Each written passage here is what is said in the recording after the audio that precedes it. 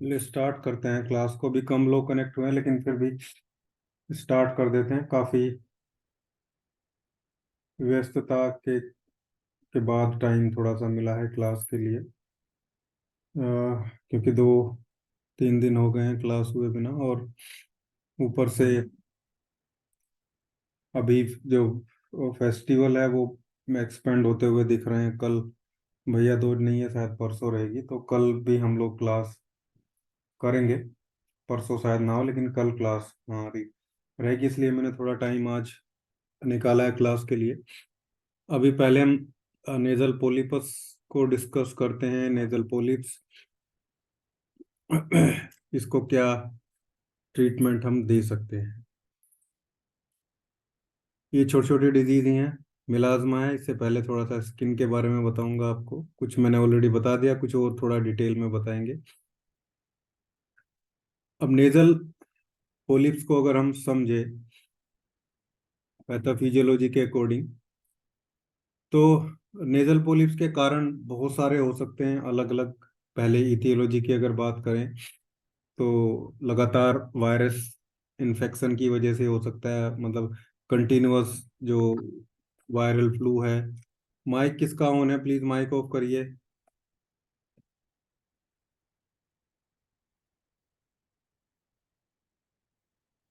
तो लगातार ये प्रॉब्लम होने की वजह से वहाँ पे इंगोजमेंट देखने को मिल सकता है नाक के नेजल कैविटी के अंदर।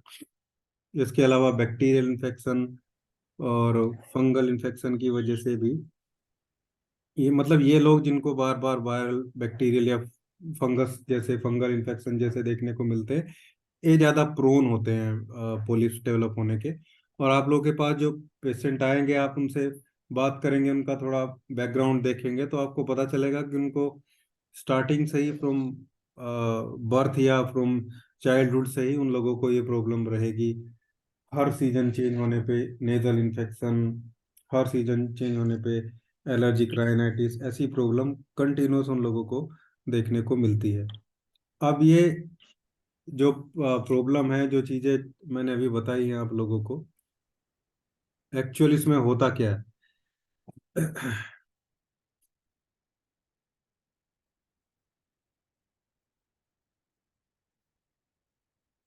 जो कनेक्ट होता जाता है वो माइक ऑफ करे प्लीज, साथ में ही। जहाँ तक हम इनर लेयर की बात करते हैं, अपने नोज की जो इनर लेयर है, लगभग सभी जगह जहाँ सिक्रेशन होता है वहाँ सीलियरी टाइप का एक जैसे फोलिकल होते हैं, जैसे रोम छिद्र होते हैं, इस टाइप का ऊपर की लेयर पे ही, मतलब म्यूकस जहाँ पे सिक्रेट होता है, वहीं पे ही एक सीलियरी एक तरीके की मूवमेंट आप उसको कह सकते हैं। वैसे पेडिकली उस टर्म में हम उसको सिलियरी बीट कहते हैं। सिलियरी बीट की जो फ्रिक्वेंसी है, मतलब उस जो सिक्रेशन है उसको आगे या पीछे धकेलने की जो फ्रिक्वेंसी है वो कम हो जाती है। वेस्कुलरिटी में भी उसकी कमी देखने को मिलती है। और जो म्यूकस का सिक्रेशन है, उसके भी जो एक तरीके का पूरा स्ट्रक्चर है उसका, जो मैकेनिज्म है जो पूरा, उसमें भी प्रॉब्लम आनी शुरू हो जाती है बार बार, वायरस बैक्टीरियल फंगी जो इन्फेक्शन है इनके होने की वजह से। इसके अलावा हम देखते हैं कि जो एपिथेलियल जो बेसमेंट हमें देखने को मिलती है, उसकी परमेबिलिटी भी, मतलब उसको चीजों को बाहर निकालने की, जो अंदर लेने की बाहर निकालने की जिसको बोलते हैं ना, पारगम्यता इसको हिंदी में हम बोलेंगे, छानने की जो क्षमता है, परमेबिलिटी जो है वो बढ़ जाती है। ये भी एक टाइप की प्रॉब्लम देखने को मिलती है, जिससे वहां पे जो एक एक सिक्रेशन है वो इकट्ठा होना स्टार्ट हो जाता है। परमेबिलिटी बढ़ेगी, सिक्रेशन बढ़ेगा, और स्किन की जो ऊपर की लेयर है, ऑलरेडी जो अ, उसमें प्रॉब्लम आ चुकी है, म्यूकोजा में भी प्रॉब्लम आ चुकी है, तो वहाँ पे एक एंगोजमेंट, एक सूजन जैसा देखने को मिलता है, जो स्टार्टिंग में थोड़ा थोड़ा रहता है, और बाद में वो काफी बड़ा होते हुए धीरे धीरे वो वहाँ पे बड़ा एंगोजमेंट देखा जाता है। इसी को हम जो है नेजल पोलिपस बोलते हैं, या मांस का बढ़ना बोलते हैं। तो एक्चुअली वो मांस तो होता नहीं है। वो समझो वहां पे एक स्किन की जो लेयर है, खासकर म्यूकस मेम्ब्रेन है, उसी में से एक हिस्सा वहां से बढ़ता चला जाता है, उसमें म्यूकस सिक्रेशन जो है वो सब गाढ़ा होकर इकट्ठा होता चला जाता है। ये सब चीज एक ऑब्स्ट्रक्शन क्रिएट करती हैं, जो नोज होता है, जो नाक होता है उसमें, जिसकी वजह से पेशेंट को बहुत सारी जो प्रॉब्लम है वो देखने को मिलती है। हालांकि ये पेनलेस ग्रोथ होती है, नाक के अंदर तो होती है, इनमें कोई पेन या ऐसी प्रॉब्लम बहुत ना के बराबर, मतलब 99.99% नहीं रहता है। हाँ, इनकी वजह से साइनसाइटिस जैसी प्रॉब्लम जरूर रहती है। इसके अलावा बोन में भी कई बार तिरछापन, टेढ़ापन जो है देखा जाता है, हड्डी बढ़ना, ये सब सिचुएशन भी वहाँ पे आते रहते हैं। मैक्सिमम केस में या सभी केस में 99.99 या बोलो 100% केस में नेजल पोलिपस नॉन कैंसरस होते हैं। जब नेजल पोलिपस थोड़ा छोटा रहता है, बहुत बड़ा नहीं रहता, तो मोस्टली उसमें थोड़ा सा जुकाम होते ही नाक बंद हो जाएगा, क्योंकि जो पूरी कैविटी है वो ऑलरेडी कम रह गई है वहाँ पे सूजन होने की वजह से, और जैसे ही जुकाम होगा तो वो और ज़्यादा स्वेलिंग हो जाएगी। इसके अलावा स्मेल की कैपेबिलिटीज़ जो हैं वो कम हो सकती हैं पेशेंट की। जब ये थोड़ी बड़ी हो जाती है तब प्रॉब्लम ज़्यादा होने लगती है। कुछ लोगों को नाक से सांस नहीं आता, मुंह खोल के सांस लेते हुए आपको वो देखे जाएंगे। इसके अलावा कुछ लोगों को पोस्ट नेजल ड्रिप भी रहती है, मतलब जो सिक्रेशन है, म्यूकस का सिक्रेशन तो लगातार होगा, जहाँ पे पोलिप्स का ऑब्स्ट्रक्शन है उससे उसके पीछे की साइड में जितना भी सिक्रेशन होगा वो थ्रोट में ड्रॉप होने लगता है, गले में ड्रॉप होने लगता है, और उसमें कहीं ना कहीं इन्फेक्शन जरूर रहता है, बैक्टीरियल ग्रोथ देखी जाती है, जिसकी वजह से उन लोगों के गले में बार बार प्रॉब्लम, गले में इरिटेशन जो है देखने को मिलती है, थ्रोट पेन भी कई बार रहता है। ये सारी प्रॉब्लम भी नेजल पोलिपस की वजह से रहती है। बाकी स्टफी नोज या रनी नोज, स्टार्टिंग में रनी नोज और फिर स्टफी नोज, स्मेल की प्रॉब्लम ये मैंने आपको बताया। कुछ लोगों को टेस्ट में भी प्रॉब्लम आने लगती है, जब वो पोस्ट नेजल ड्रिप ज़्यादा होने लगती है, पीछे गले में आने लगता है, गले से फिर वो सारे के बहुत सारी चीज़ों को इफेक्ट करने लगता है। इसके अलावा अब पॉलिप्स में तो पेन नहीं होगा, लेकिन ये लगातार इन्फेक्शन वहाँ पे रहने की वजह से कुछ लोगों को साइनसाइटिस हो सकता है, जिसकी वजह से फ्रंटल हेडेक देखने को मिल सकता है, फेशियल पेन देखने को मिल सकता है। तो ये, और कुछ लोगों को गले में दर्द या ये सब चीज सिचुएशन रहती है। कुछ लोगों को मुंह में भी बार बार इन्फेक्शन देखा जाता है नेजल पोलिपस होने की वजह से, उनको मुंह में छाले बार बार होने की प्रॉब्लम, या कुछ लोग दांत में दर्द भी बताएंगे, बहुत रेयर है, लेकिन कुछ लोग दांत में दर्द भी बता सकते हैं। नेजल पोलिपस का साइज जैसे जैसे रिड्यूस होता चला जाता है वो उसकी स्थिति ठीक हो जाती है। स्नोरिंग और एपनिया जैसी, स्लीप एपनिया जैसी प्रॉब्लम भी कुछ लोगों को आ सकती है, सोते सोते सांस घुटने जैसी प्रॉब्लम या ऐसी स्थिति कई बार देखने को मिल सकती है।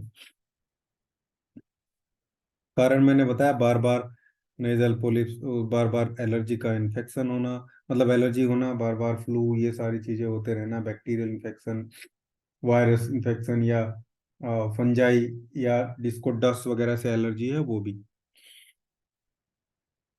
और इसके अलावा ये जेनेटिक भी रहता है। हालांकि मेडिकल साइंस को बहुत क्लियर नहीं है इसका कारण क्या हो सकता है, लेकिन ये जितना भी फिजिशियन है, चाहे वो किसी भी पैथी से हो, वो सब जानते हैं कि ये जो हेरिडिटरी होता है।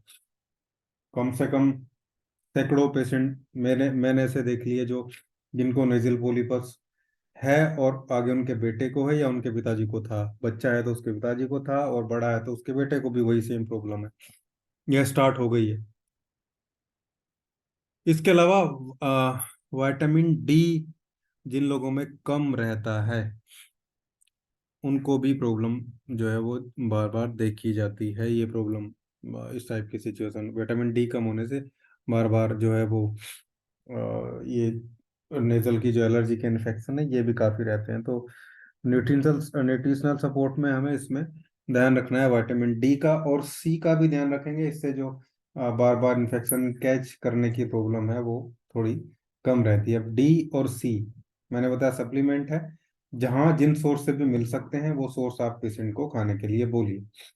टैबलेट के फॉर्म में कहीं से आप उनको प्रिस्क्राइब करके दीजिए, या उनको वो फूड में ऐड कराइए, उनके डाइट में ऐड कराइए या सप्लीमेंट में, जैसे भी, लेकिन ये दो विटामिन लगातार जो है पेशेंट को अच्छे से मिलती रहनी चाहिए। छोटे बच्चे को आप सप्लीमेंट ना दें। बहुत छोटा बच्चे को मैं बहुत अच्छा उपाय बताता हूँ आप लोगों को।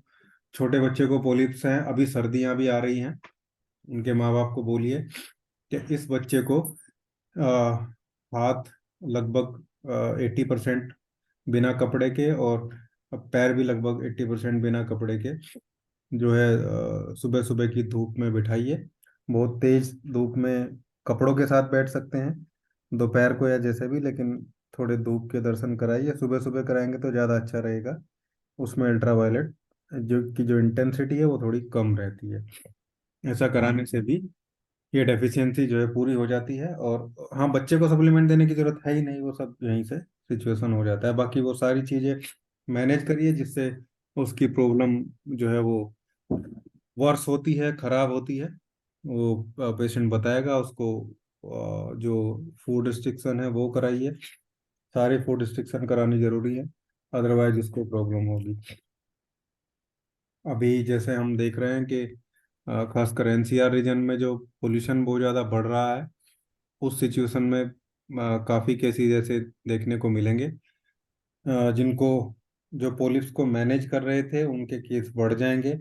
एलर्जिक राइनाइटिस और ये सारे केसेस जो है वो आते जाएंगे। एलर्जिक राइनाइटिस भी मैं जल्दी ही लेने वाला हूँ, क्योंकि उसके केसेस भी अभी आएंगे जैसे जैसे आगे बढ़ेगी।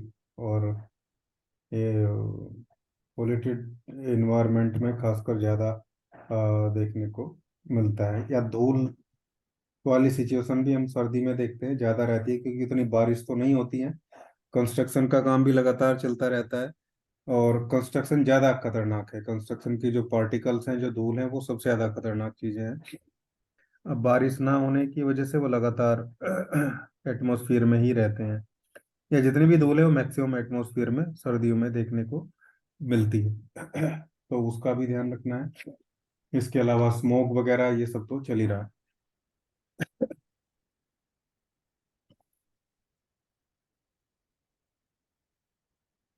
अब जहाँ तक हम इसके ट्रीटमेंट की बात करते हैं, तो अब है बहुत ज़्यादा बड़े पोलिप्स हैं, जैसे नोज से लगभग बाहर निकलने की सिचुएशन में आ गए हैं। इतने बड़े भी हो जाते हैं, आधी उंगली, ये 2 इंच के आसपास के।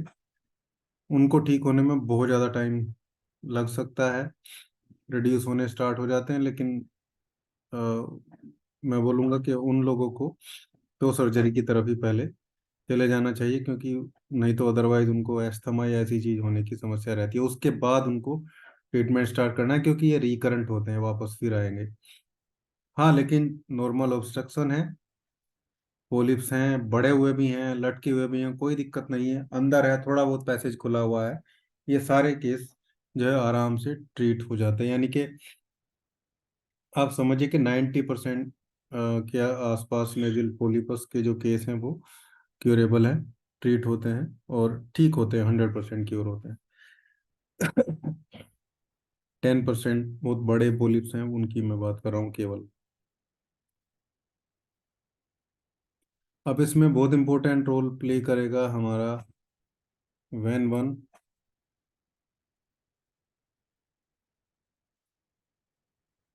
वैन वन 1,000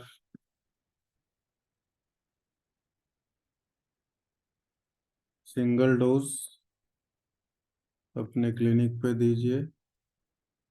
then 200 once a day OD for 15 days। Then weekly, उसके बाद सप्ताह में एक बार, क्योंकि ट्रीटमेंट तो काफ़ी लंबा चलेगा पोलिप्स का। इसके बाद अब, हाँ, वैन वन करता क्या है। वैन वन से कहीं भी एंगोजमेंट है, कोई साइज बढ़ा हुआ है, जब हम देते हैं इसको तो वो एक्चुअली जो ये ग्रोथ है, जो टिश्यूज की ग्रोथ है, एपिथेलियल टिश्यूज की जो ग्रोथ है, इसको वो स्लो डाउन कर देता है, ये बढ़ने का स्टार्ट हो जाता है। इसके अलावा इन्फेक्शन को भी वेनेरियो वन जो है वो ठीक करता है। अब रेमेडी कौन कौन सी है इसमें? A2, S5, C5,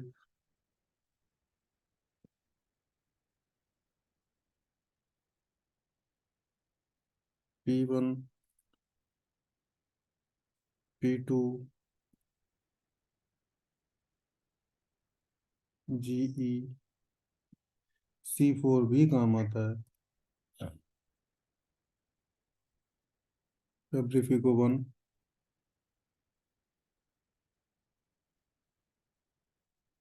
वर 1 भी काम आता है।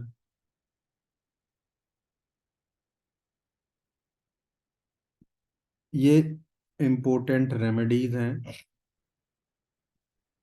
जो आप मान के चलिए पोलिप्स में हम यूज करते हैं। इसमें पहले समझते हैं, जैसे A2 है, A2 सभी टाइप के इंगोजमेंट में काम करता है, जहाँ पे एक्यूमुलेशन फ्लूइड का हो जाए या किसी भी सिक्रेशन का एक्यूमुलेशन हो रहा है, और चाहे वो वेजल एंगोजमेंट हो, मतलब किसी वेसल्स का एंगेजमेंट हो, या फिर नॉर्मल एंगेजमेंट हो, ग्लैंड का एंगेजमेंट भी हो, वहाँ पे भी ये रेमेडी काम करती है। अब S5 C5 का क्या रोल है यहाँ पे? एक्चुअली S5 में हाइड्रेस्टिस भी है। हाइड्रेस्टिस कैनेडेंसिस एक बहुत इंपॉर्टेंट रेमेडी है पोलिपस के लिए। वो प्लांट तो है ही, हालांकि पूरे एस ग्रुप में हाइड्रेस्टिस है। S10 में भी है, S1 में भी है, और ये S10 भी काम करता है, S1 भी, S5 भी।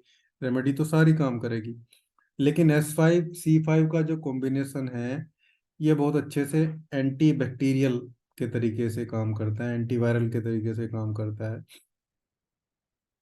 इसलिए हमने S5 C5 इसमें लिया है।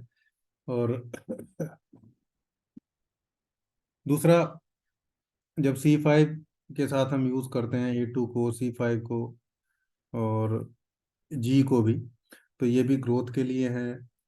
कहीं पे कोई इसके अलावा बैक्टीरियल या इस टाइप की ग्रोथ देखने को मिलती है। अच्छा, फंगस के जो होने के चांसेस है वो बहुत रहते हैं। ये समझो कि आपका जो नेजल पोलिप का पेशेंट होगा, उसमें 50% से भी ज़्यादा पेशेंट में कहीं ना कहीं फंगस ग्रोथ देखने को मिलती है, क्योंकि सिक्रेशन इकट्ठा होता रहता है गले में, जो है वो ड्रिप होता है। और ना भी हो तो भी, क्योंकि बाहर से धूल भी जाएगी, सारी चीज़ें वो सब ऑब्स्ट्रक्ट है वहाँ पे सारा, तो फंगस ग्रोथ काफ़ी ज़्यादा वहाँ देखने को मिलती है। और S5 C5 ऑलरेडी है। दूसरा बड़ा कारण है S5 C5 लेने का, कि ये जो ग्रोथ है ये स्किन की एपिडर्मिस लेयर पे देखने को मिल रही है। शरद नेरकर जी, माइक ऑफ करिए अपना। शरद नेरकर।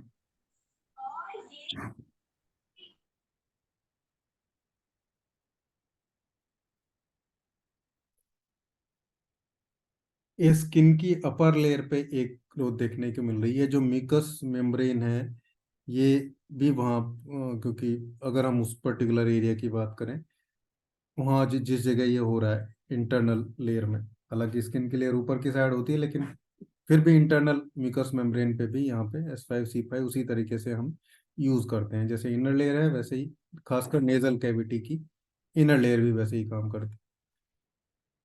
पेटोरल 1 और पेटोरल 2, P1 और P2। P2 तो ऑलरेडी कहीं भी पूरे रेस्पिरेटरी ट्रैक्ट में ग्रोथ है उसकी, सबसे अच्छी रेमेडी आप P2 को मान के चलिए। P2 को ही मोस्टली हम नेजल पोलिपस में यूज करते हैं। इसके अलावा P1 को हम यूज करते हैं जब थ्रोट की प्रॉब्लम है किसी पेशेंट को, या एलर्जी जो है वो ज़्यादा देखने को मिल रही है, तो एलर्जी के बढ़े हुए जो केसेस हैं उनमें P1 काम करता है। P1 और P2 दोनों ही एक्चुअली हम अल्टरनेट करके अलग अलग फॉर्मूले में दें तो ज़्यादा अच्छा काम करता है, खासकर एलर्जी वाले पेशेंट को, जिसको एलर्जी भी कंटिन्यूस इसमें बनी रहती है। ग्रीन इलेक्ट्रिसिटी मैंने अभी आपको बताया, जी ग्रोथ के लिए है, एंटी इन्फेक्शियस है। सभी टाइप के जो ये इंट्रूडर्स हैं जो बॉडी में बाहर से आके उथल पुथल मचाते हैं, वायरस, ठीक है, खासकर वायरस बैक्टीरिया और जो फंजाई होते हैं, इन सभी ग्रोथ को ये लिमिट करता है, रोकता है। इनकी वजह से जो डिस्ट्रक्शन हुआ है उसको भी ये रिपेयरिंग का काम ग्रीन इलेक्ट्रिसिटी करती है। इसके अलावा ओवर ग्रोथ एंगोजमेंट कहीं भी रहे, फिर वो चाहे नाक में नेजल पॉलिपस हो या फिर एनस में पाइल्स हो, सब जगह ग्रीन इलेक्ट्रिसिटी आपको यूज करना ही है। C4 कब यूज करेंगे? C4 आप यूज करेंगे तब जब नेजल पॉलिप्स बड़े रहते हैं। मैंने बताया कि या तो वो गले में बड़े होके लटक रहे हैं या फिर वो बाहर बड़े होके निकल रहे हैं। ऐसी सिचुएशन में आपको C4 का यूज करना है। तब एक A2C4G को आप 200 में यूज कर सकते हैं। वैसे बूस्टर फॉर्मूला भी A2C5G को 200 में भी आप चाहें तो कभी कभी ले सकते हैं, ये भी अच्छा काम करेगा नॉर्मल जो हमारे फॉर्मूले हैं उसके साथ में। C5 और जी को एक्सटर्नली भी हम लोग यूज कर सकते हैं। C5 और जी दोनों अच्छी रेमेडी हैं एक्सटर्नल यूज करने का तरीका है, आप नेजल ड्रॉप बना सकते हैं किसी ऑयल में डाल के या फिर आप इसको जो है RS में बना के D4 में स्मेल भी करा सकते हैं। दोनों तरीके से एक्सटर्नल एप्लीकेशन में काम करेगा।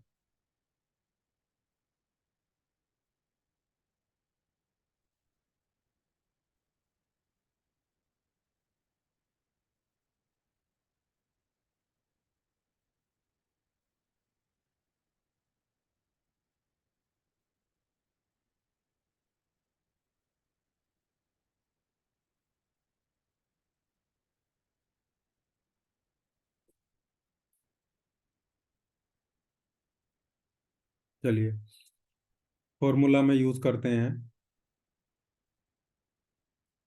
आंवला जूस से मैम, उषा मैम, आपको मैंने बताया था आप वो फॉर्मूला यूज कर सकते हैं। आंवला जूस देने से आप वो थोड़ा सा शायद डाइलेट हुआ होगा नाक उसका, विटामिन C भी है उसमें, और भी बहुत सारी चीज़ें होती हैं।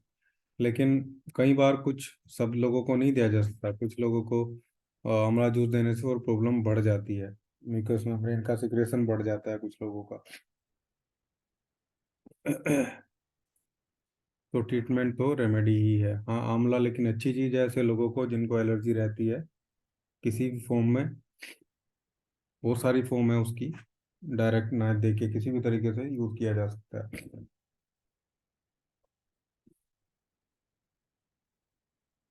और फॉर्मूला है जो प्रिपेयर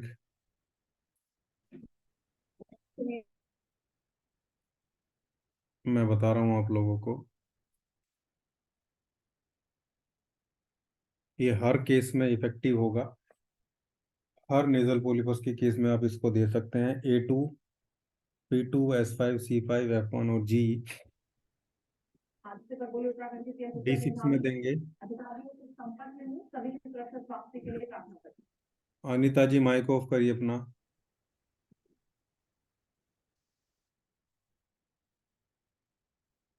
और अब आज के बाद कोई भी लिंक को किसी और ग्रुप में शेयर नहीं करेगा। जो ओपन क्लासेस थी वो सब बंद हो चुकी है। अब लिंक केवल इस ग्रुप के लिए है, जिन्होंने पे किया है उन लोगों को ही जो है मिलेगा।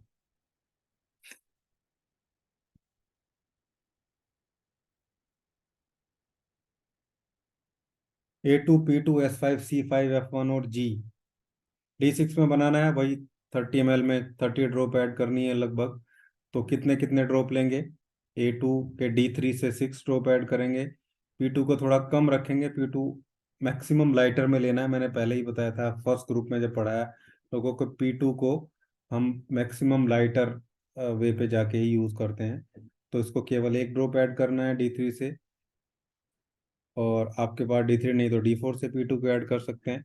S5 के 6 ड्रॉप, C5 के भी 6, F1 के 5 और जी के 6 ड्रॉप। फेब्रिफिको 1 को भी कम रखना है थोड़ा सा बाकी रेमेडी से, लाइटर रखना है। अब P2 क्या है, टिश्यू रेमेडी भी है, टिश्यू लेवल पे जाके काम करती है, रिपेयरमेंट करती है, खासकर रेस्पिरेटरी ट्रैक्ट में जो डिस्ट्रक्शन देखने को मिलता है, वैसे तो कहीं भी, कहीं ग्रोथ है या कुछ भी है। और जो रेमेडी आप कम डालते हैं, इसका मतलब उसका मेडिसिनल पार्ट कम रहेगा, मॉलिक्यूलर डिस्टेंस ज़्यादा रहेगी, जो सॉल्यूशन बना हमारा, यानी कि वो ज़्यादा गहराई में जाके काम करेगी।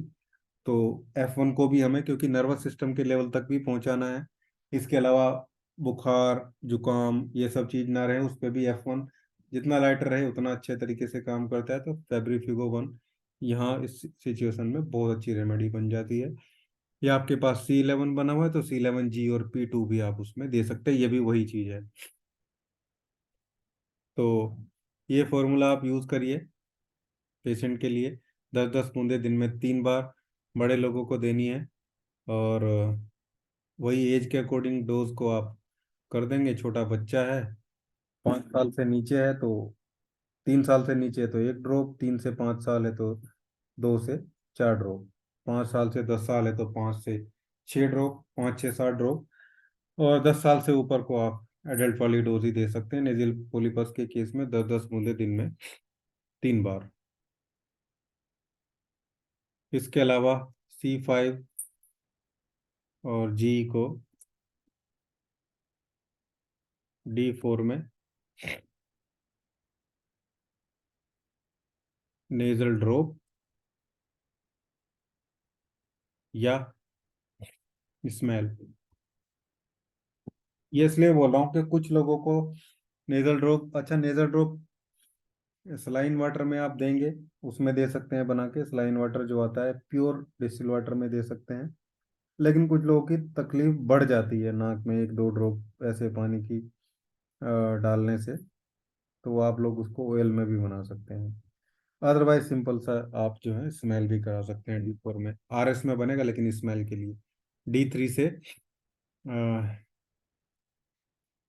10 ml में 20 ड्रॉप C5 के, 20 ड्रॉप G के आप ऐड कर देंगे, 20-20 बूंदे 10 ml, 10 ml RS में। और फिर पेशेंट को बोल देंगे वो उसको स्मेल, अच्छा इसको अच्छे से स्ट्रोक लगाना है RS में, 100 से ऊपर स्ट्रोक लगाना है, तो आप ध्यान रखेंगे ये स्मेल आप कराएंगे। इसके अलावा हम आगे बढ़ते हैं, एलर्जी के केस भी रहते हैं। अगर एलर्जी है तो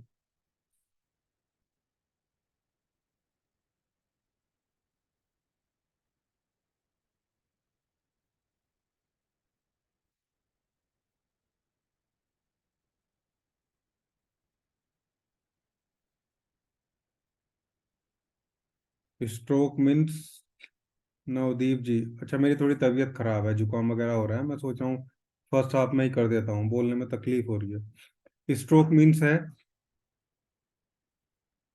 विगोरसली आप उसको झटका देंगे, ठीक है ना, ऊपर से डाउन, ऊपर से नीचे, डाउनवर्ड, जैसे हिलाते हैं ना, शेक करते हैं वैसे।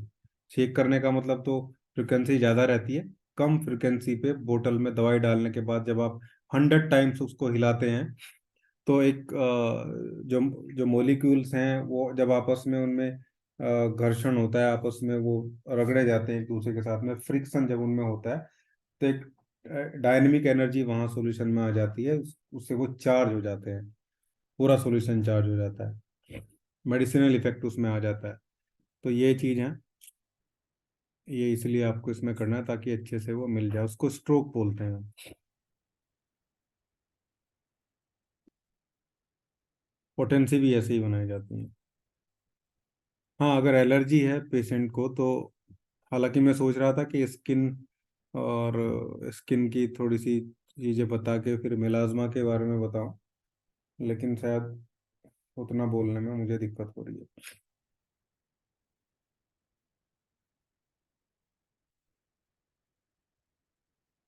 सर ये चीज क्लियर नहीं हुई कि जैसे आपने बोला 6 6 ड्रॉप जितनी भी आपने बुलाया इन 30 ml, ऊपर आपने लिखा है D6 इफ एलर्जी,